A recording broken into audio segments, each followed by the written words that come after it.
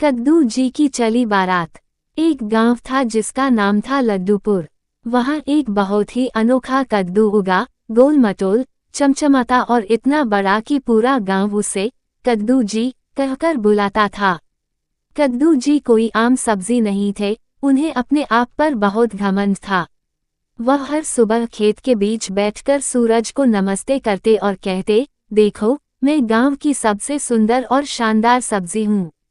एक दिन कद्दू जी को अचानक ख्याल आया, अब तो मेरी शादी हो जानी चाहिए। उन्होंने घोषणा कर दी कि वे अपनी बारात लेकर दूसरी बगिया में जाएंगे और वहां की सुंदर सी लौकी रानी से विवाह करेंगे। गांव भर में हंसी का माहौल हो गया, लेकिन कद्दू जी अपनी जिद पर अड़े रहे। बारात की तैयारी शुरू हुई। ढोलक बजाने आए बैंगन बाबा, नृत्य के लिए आई भिंडी बहनें, और बाराती बने टमाटर, मिर्ची, आलू, गोभी, मूली और प्याज। सबसे आगे आगे नाच रहे थे मूंगफली चाचा और गाजर मामा। बारात के लिए टोकरा रथ भी सजाया गया, जिसमें बैठकर कद्दू जी गर्व से मुस्कुरा रहे थे। गांव भर में चर्चा थी। कभी सुना है, कद्दू की बारात भी निकलती है। क्या लौकी रानी वाकई शादी करेगी? देखो तो सही, कैसे झूम रहे हैं ये सब्जियां। जब बारात बगिया में पहुंची, तो लौकी रानी के पिताजी, लौकी बाबू, बाहर आए। उन्होंने गुस्से में पूछा, तुम हो कद्दू जी? क्या तुम सच में मेरी बेटी से शादी करना चाहते हो? कद्दू जी ने छाती फुलाकर कहा, बिल्कुल।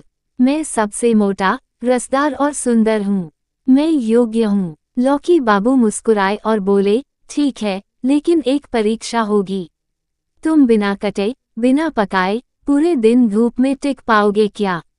अब मुश्किल आ गई। सूरज सिर पर चढ़ा और कद्दू जी पसीने पसीने हो गए। उनका रंग थोड़ा मटमैला हो गया और वो चुपचाप सोचने लगे, क्या मैं सच में शादी के लायक हूँ या बस घमंडी हो गया हूँ? तभी लौकी रानी खुद बाहर आईं। उन्होंने हंसकर कहा, कद्दू जी, आप अच्छे हैं, लेकिन घमंड से रिश्ता नहीं बनता। पहले अच्छे दिल वाले बनो, फिर बारात लाना। कद्दू जी की आंखें खुल गईं। उन्होंने सब बारातियों से माफी मांगी और कहा, अब मैं पहले अच्छा बनूंगा, फिर विवाह के बारे में सोचूंगा।